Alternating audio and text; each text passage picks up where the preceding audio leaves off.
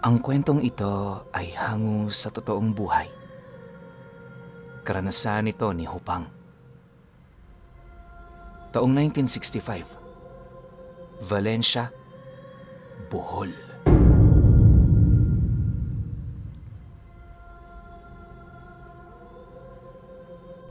Kakalipat lang namin sa bahay ng lola ko na itago na lang natin sa pangalang Anda. Matagal nang nakatirik ang bahay na yon at bawat muebles ng loob nito, antigo na talaga. Noong malakas pa itong si Lola Anda, lagi itong umaakyat sa ikalawang palapag para manalangin sa altar na maraming santo. Katoliko kasi ang kinagisnan niyang pananampalataya, kaya pangkaraniwan na sa kanya ang magkaroon ng ganon. Deboto ang matandang yon, tapos likas na talaga sa kanya ang paniniwala ukol sa mga karunungan at mga nilalang na nasa panig ng kaliwa. Wala naman yung kaalaman sa mga lihim na aral, pero sabi nung nanay ko, may mga yumao itong lolo na dating mga mambabarang. Hindi naman yun napatunayan, pero sapat ng basihan ang istorya nito para maniwala kami. Nung lumipat kami sa bahay ni Lola Anda, hinang-hina na talaga ang matanda. Palagi na itong nakikisuyo sa amin sa mga gawain, tapos hindi na yon nakakaakyat sa ikalawang palapag ng bahay. Napakabilis ng mga pangyayari na halos dumating ang isang araw, nagulat na lamang kami. Nakaratay na sa lumang higaan itong si Lola Anda. Nag-aagaw buhay na rin siya, at bago siya mawala ng hininga, habilin niya sa aking ina, huwag lilisanin ang bahay na yon. Hanggat maaari, doon lang sila tumira para maalagaan at mabantayan yung lumang salaming pinakamamahal niya. Noong una, inakala naming salita lang ito ng matanda, pero nung mamatay siya at mailibing, doon na nagbago ang lahat. Sa hindi malamang dahilan, bumigat ang presensya ng bahay na halos gabi-gabi dinadalaw ako ng mga panaginip na nagsisilbing bangungot sa buhay ko. Magmula noong hindi na ako nakakatulog ng maayos, inutusan ako ni inay na takpan at ipatalikod yung mga santo sa altar. Baka kasi yon ang gumagambala sa akin.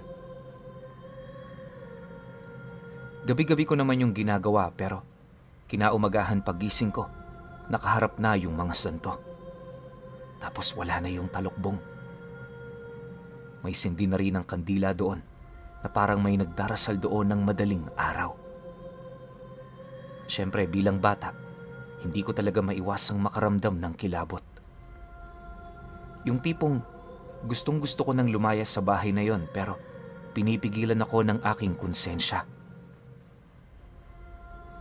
Hindi ko naman magawa yon kasi yung nanay ko, napakahalaga talaga para sa kanya si Lola Anda. Dumaan pa ang mga araw. Maliban sa mga santo, unti-unti na ring nababaling ang atensyon ko sa lumang salamin na nasa ikalawang palapag. Nakaharap lang yon sa silid ko, kaya tuwing umaakit ako ng gabi, una ko yung nakikita. Noong una, di naman talaga ako gaanong nababahala kasi kasama ko yung mga kapatid ko sa itaas, pero nung nataong ako na lang mag-isa yung umakyat, doon ako nakasilay ng isang nilalang na nagtatago sa loob ng salamin. Ayon sa kanya na, sa abot ng kanyang pagkakatanda, mag-aalas 8 na nun nung umakyat siya para matulog. Pag-apak niya sa ikahuling hagdan, may nasipat siyang isang nilalang na nakatingin sa kanya. Gumagapang yon sa loob ng salamin, tapos nagpupumilit yung lumabas. Nanlilisik din ang mga pulang mata nito at yung mahaba nitong dila, pilit na naghahanap ng butas. Napakahaba rin ng buhok ng nilalang na yon, tapos yung mga bisig nito mapapayat at mahahaba. Kung titingnan, may wangis naman yon ng isang tao, pero napakalayo talaga. Matapos itong masilayan ni Hupang, bigla namang namatay ang kandilang nagbibigay liwanag sa lugar na yon. Pagdilim ng paligid, doon din niya nakita ang paggapang ng nilalang papalabas ng salamin. Dala ng kanyang pagkagulat, mabilis naman siyang tumakbo patungo sa kanyang silid. Pagsarado niya rito, nanalangin siya ng taimtim habang pinakikiramdaman ng buong paligid. Yung nararamdaman niya halo-halo na talaga. Tipong konting kaluskos lang, mamamatay at mamamatay na siya sa takot. Panay na rin ang kanyang pagtawag sa kanyang mga kapatid pero walang nakakarinig. Makalipas pa ang ilang oras, nang medyo humupa na ang kanyang nararamdaman, hindi niya namalayang nakatulog na pala siya. Kinabukasan, nagising siya buhat sa isang malakas na pagkatok. Yung nanay niya kanina pa pala sa kanyang tumatawag. Pagbukas niya ng pinto, agad naman itong inilahad ang tungkol sa nawawalang anak nung kapitbahay nila. Ayon sa istorya, katabi yung matulog ng mga magulang nito pero paggising nito wala na ang bata. Hindi nila mawari kung saan yun pumunta. Gawa ng sarado naman ng lahat ng pinto at bintana. Isa pa sa ipinagtataka ng mga magulang nito ay yung damit nitong huling sinuot na naiwan sa tabi nila mismo. Dahil sa pangyayaring yon, naalarma ang kanilang lugar. Marami ang naghanap sa bata pero sa kasamaang palad, hindi na nila yon nakita. Sila Hupang naman, minabuting wag nang makialam. Gawa ng unang-una, meron din silang kanya-kanyang problema. Akala niya doon na magtatapos ang lahat pero pagtungtong ng hapon, pag-akyat niya sa ikalawang palapag, may nasipat siyang mga kuko sa harapan ng salamin. Dala naman ang kanyang kuryosidad. Dahan-dahan naman niya itong nilapitan para siyasatin. Paghawak naman niya sa mga kukong yon, nakumpirma niyang kuko ito ng bata na nasa ganoong edad din nung nawawala. Balot na balot yon ng dugo, tapos sa estado nito parang sapilitan itong hinugot sa daliri ng biktima. Matapos naman niya itong masilayan, sinubukan din niyang sumilip sa loob ng salamin kung saan doon niya nakita ang mga kadenang nakasabit sa batong dingding. Gulat na gulat noon si Hupang, gawa ng hindi niya mawari kung papaano nagkaroon ng ganoon sa loob nito. Makalipas pa ang ilang minuto, akmang tatayo na siya. Nakita niya sa kanyang likod yung nanay niya. Umiiyak yun na parabang may mga naaalala ito sa tuwing sumisila yon sa salamin. Ayon sa nanay niya, na noong bata pa sila, tandang-tanda niya na palagi siyang sinusuklayan ng buhok ni Lola Anda sa harapan ng salamin yon. Palagi rin sila doong titingin kapag aalis sila upang makita kung maayos ba ang kanilang postura. Sadyang napakarami nitong alaala. Kaya kahit alam niyang nananatili doon ang espiritu ng kanyang ina, hinding-hindi niya ito kayang basagin. Pagtatapat pa ng nanay niya na wala itong pakialam kahit malaki na ang ipinagbago ng presensya ng bahay. Aminado rin itong bumigat ang paligid magmula noong nawala si Lola Anda. Pero naniniwala itong ordinaryong pangyayari lang yon. Di hamak na mas lamang pa rin sa kanyang isip ang pagmamahal sa nawala nitong ina. Matapos naman yung mailahad ng nanay niya, dali-dali naman niya itong nilapitan para yakapin.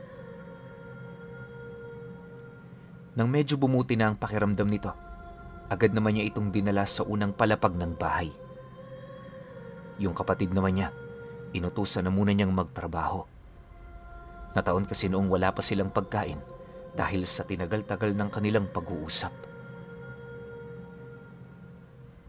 Pagkaraan ng ilang minuto, nang makaupo na sila sa hapagkainan, panay naman ang pag-iyak ng nanay niya habang hawak-hawak ang litrato ni Lola Anda. Alam nyo, sa totoo lang, kahit patay na ang matandang yon, pinipilit pa rin yung buhayin ng nanay niya sa pamamagitan ng mga alaala nito. Hindi niya mawari kung ano ang ginagawa nito, pero parang nagkakatotoo ang hiling ng nanay niya. Dumaan pa ang mga araw, may mangilan-ngilan na ring batang nawawala. Kasabay ng pagkawala ng mga taong yon ay ang pagbigat palalo ng presensya ng bahay nila. Ayon kay Hupang na, madalas na siyang nakakasilay ng batibat na bigla na lamang dumadagan sa kanya sa oras na nakakapanaginip siya ng masama. Mabuti na lang, hindi siya nito gaanong naaapektuhan dahil sa pulseras niyang may nakasabit na medalyon ng Birhen. Pagtatapat pa ni Hupang na, kapag nararamdaman na niya ang batibat na nakadagana sa kanyang katawan, pinipilit niya talagang magising. Hindi rin birong ginagawa niya para maisakatuparan nito. Gawa ng sa kasagsagan ng kanyang pagtulog, parang may kung anong hinahabol siyang bagay, maibalik lamang sa kanyang katawan ang kanyang wisyo. Yung pakiramdam niya sa mga oras na yon, parang nalulunod na naglalakad sa siksikang daan. Basta, hindi niya talaga gaanong maipaliwanag. Awa naman ng Diyos, walang nangyaring masama sa kanya. Inakala rin niyang siya lang ang nakakaranas ng ganun, pero dumating sa puntong naglahad na rin ng mga saloobin ng kanyang mga kapatid. Nagpasya na rin yung umalis muna pansamantala, dala ng takot na kanilang nararamdaman. Ang kaso lang, nang marinig ng nanay nila ang hinaing ng mga ito, ipinagtanggol pa nito ang bahay. Hindi rin yun sumunod sa kanila, kaya napilitang manatili itong si Hupang. Nang silang dalawa na lamang ang natira sa loob ng bahay na yon, doon na nagsimula ang katakatakot na gawain ng nanay niya. Nagsimula yon sa mga simpleng usal, hanggang sa siya na mismo ang makakita kung papaano yon gumawa ng ritual. Sa pagtagal pa ng mga gawain ito, mas lalong tumitindi ang mga nangyayari sa loob ng bahay tuwing gabi. Bukod sa mga yapak na naglalakad ng pakaskas, may mga naririnig din siyang tinig ng matanda. Ang mga santo noon sa altar, hindi lang tumatalikod, bagkus bumababa na sa aparador na pinaglalagakan nito. Yung mga krus ding nakasabit, kusang bumabaliktad, tapos yung mga kandila nagsisimula na ring magluha ng dugo. Ang mas ikinatakot pa noon ni Hupang sa lahat ay yung pagdami ng batibat sa loob ng bahay nila. Sinasabay na rin yun ng mga pugot na ulo, at nung hindi niya na yun matiis pa, doon na niya kinumpronta ang nanay niya. Isang gabi, habang nagdadasal ito sa altar, bitbit ang lumang damit ni Lola Anda, bahagya naman niya itong inantala. Nang marinig naman ito ang kanyang hinaing, dahan-dahan naman yung tumingin sa kanya habang seryosong nakikinig. Nay, hindi naman ho sa sinisita ko kayo, pero parang mali na talaga yung ginagawa ninyo eh. Matagal na hong patay si Lola Anda. Hayaan na natin siya. Ang nakikita ko kasi ngayon sa'yo, parang gumagawa ka ng paraan upang buhayin siya. Seryosong wika ni Hupang sa nanay niya. Nang marinig naman ito ang kanyang sinabi, agad naman niyang napansin sa mukha nito ang galit na matagal na niyang hindi nakikita. Pagtayo naman ito sa harapan niya, bigla naman siya nitong hinawakan sa damit, sabay sagot sa kanya ng, "Wala kang ideya kung ano na itulong ni nanay sa bawat isa sa inyo. Hindi mo alam? Siya ang nagligtas ng buhay mo. Huwag mong sabihing mali ang ginagawa ko. Unang-una, wala kang alam. Ano naman kung gusto ko siyang buhayin? Masama bang humiling ang isang anak na muling makapiling ang nanay niya?" Dahil sa sinabi nito, nakumpirma ni Hupang ang balak ng kanyang ina. Masakit man at hindi yon kapanipaniwala, pinili niya pa ring manatili sa tabi nito. Matapos ang kanilang pag-uusap, agad naman yung umakyat sa ikalawang palapag. Pagharap nito sa salamin, nagsimula na yung magbasa ng mga katagang napapaloob sa hawak nitong itim na libro. Bawat katagang inilalahad ng nanay niya, ramdam na ramdam niya ang galit na napapaloob dito. Dala naman ng matinding takot. Imbis na suwayin pa yon, pinili niyang pagmasdan na lamang ang bawat ritual na pilit nitong isinasakatuparan. Sa loob ng ilang araw na pananalangin ng nanay niya, napapansin na ni Hupang ang pag-iba ng presensyang nababalot sa lugar. Hindi naglaon. Paglipas ng 4 na araw, nagsimula na yung mag-alay ng mga buhay na hayop. Ang unang patakdi ng dugong tumutulo sa katawan nito, ipinapahid niya yun sa salamin habang hinahalikan yon ng 3 beses. Ganon at ganon ang kanyang ginagawa hanggang sa unti-unti nang maging kulay itim ang salaming yon.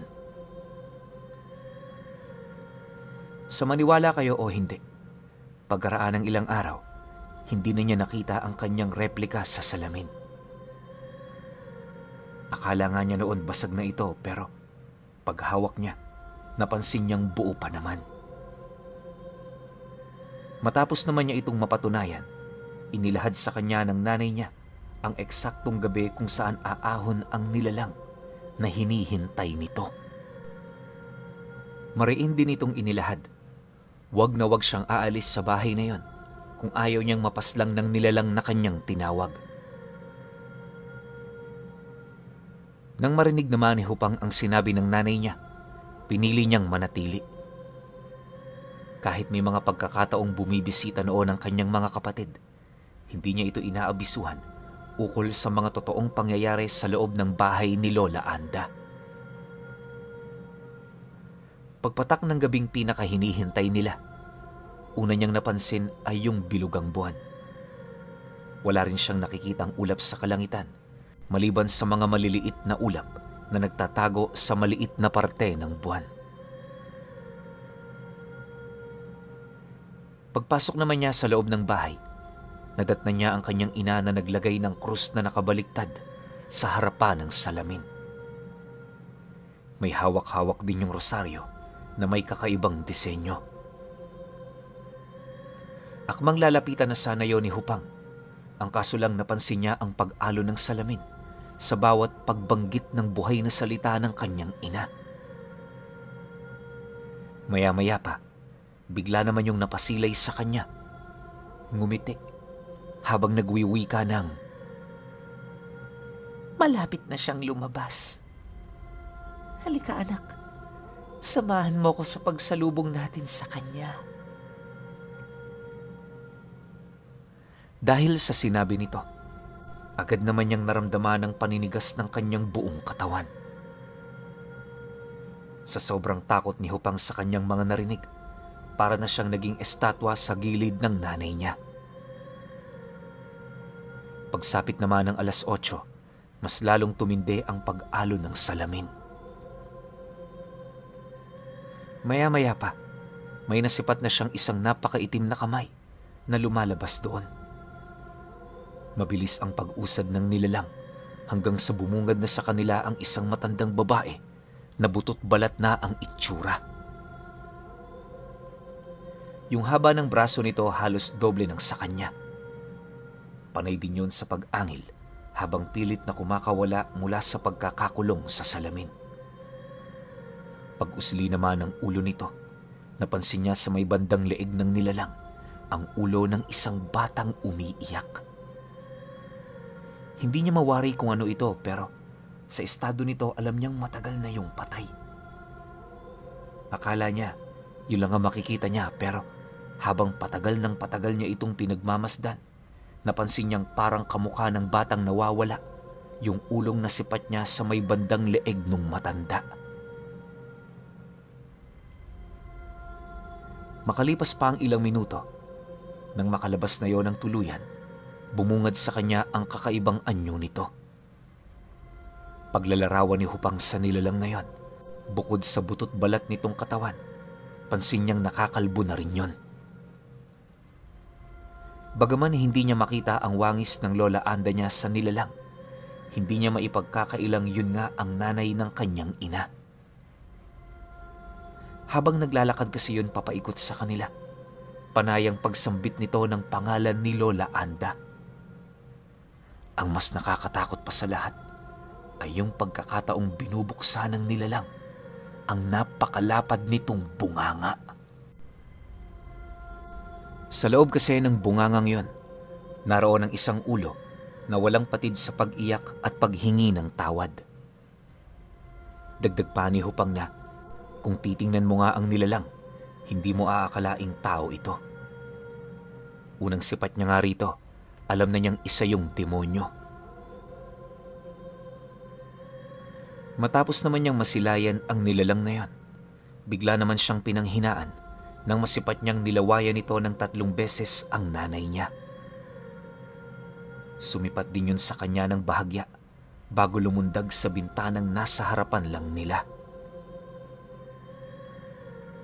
Sa pagkawala naman ito, humandusay sa sahig yung nanay niya.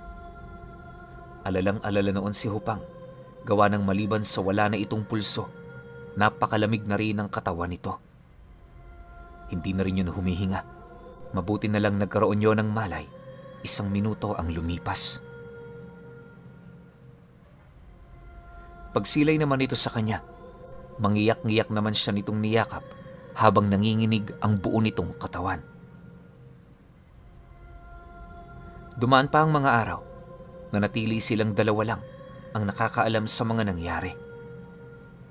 Pilit yung tinatago ni Hupang pero parang may kung ano sa kanyang loob ang nananaig na sabihin ito sa kanyang mga kakilala. Hindi naglaon.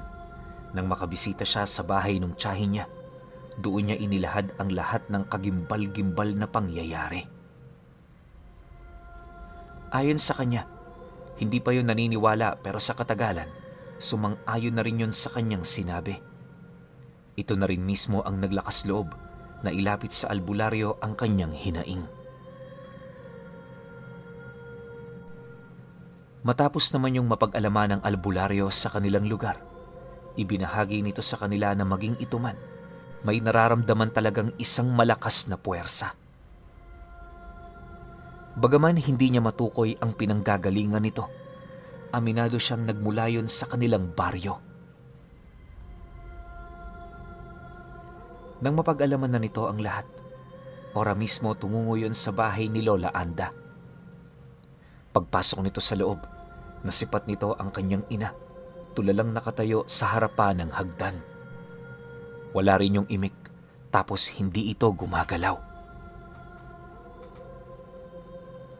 Kahit hindi sabihin ng matanda, malakas ang kutob noon ni Hupang na nawawala na yon sa kanyang sarili. Sa takot naman ng tiyahin niya, mabilis nitong niyakap ang kanyang ina habang umiiyak. Akala nila mapapawi nito ang ginagawa ng nanay niya pero mas lalo lang tumindi ang pangyayari sa loob ng bahay. Pag-ikpit kasi ng mga braso nito sa balikat ng kanyang ina, pilit yung nagpupumiglas habang sumisigaw. Panay na rin ang pag-iyak nito, kalakip ng paghingi nito ng tawad sa kanyang namayapang ina. Nang masipat naman ng matanda ang aksyon ng nanay niya, agad naman nila yung pinagtulungan na igapos sa bangkong nasa sala.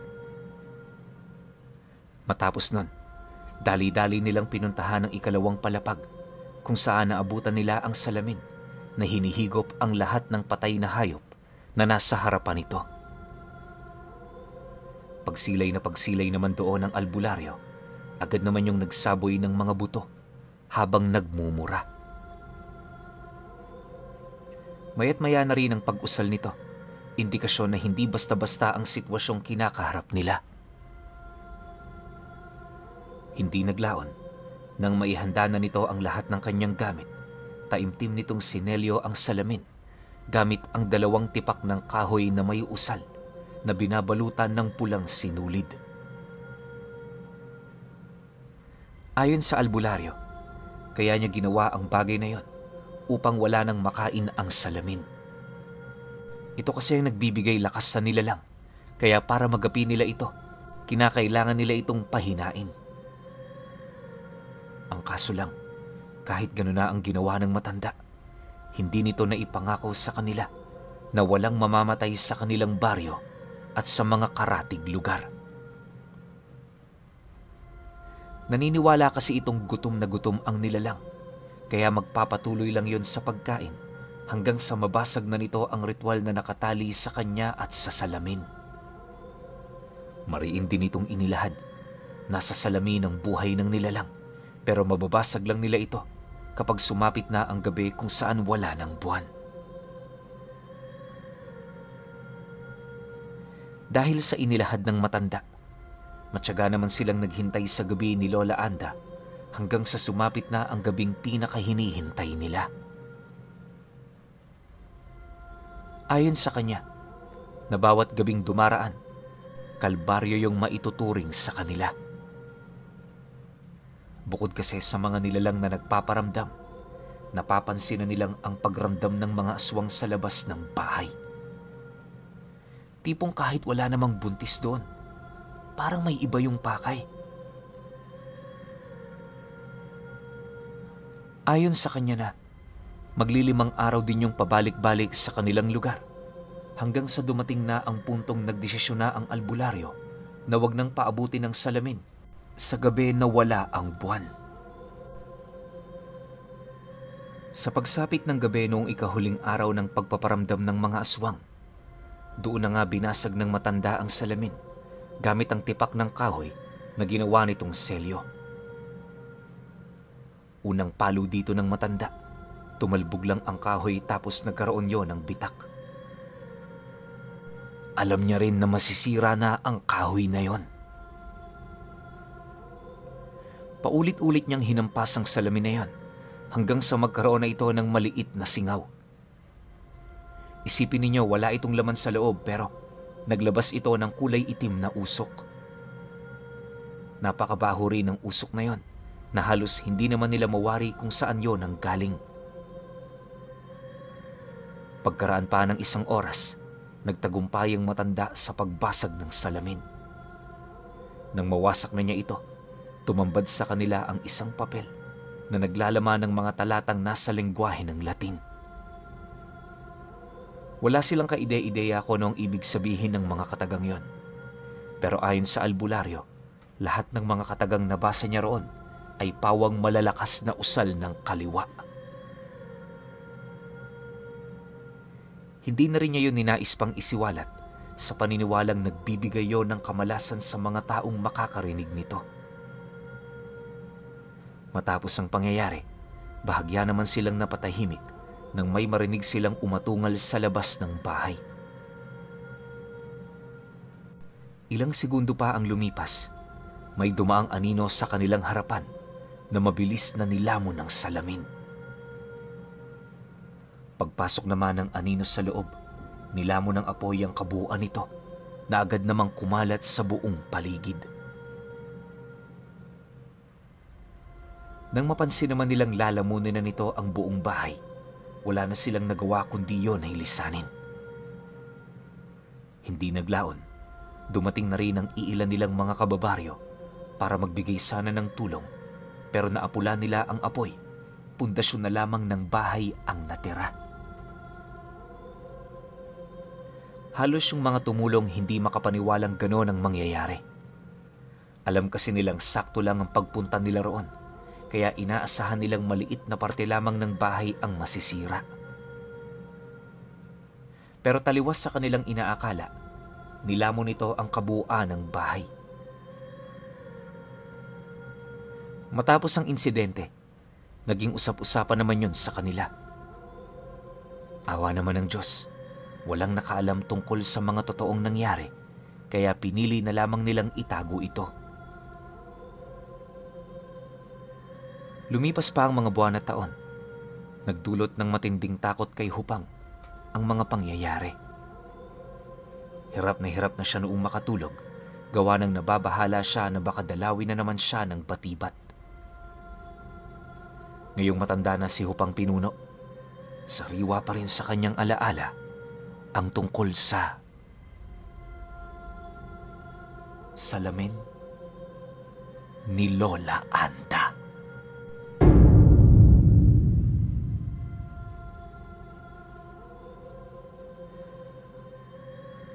Okay.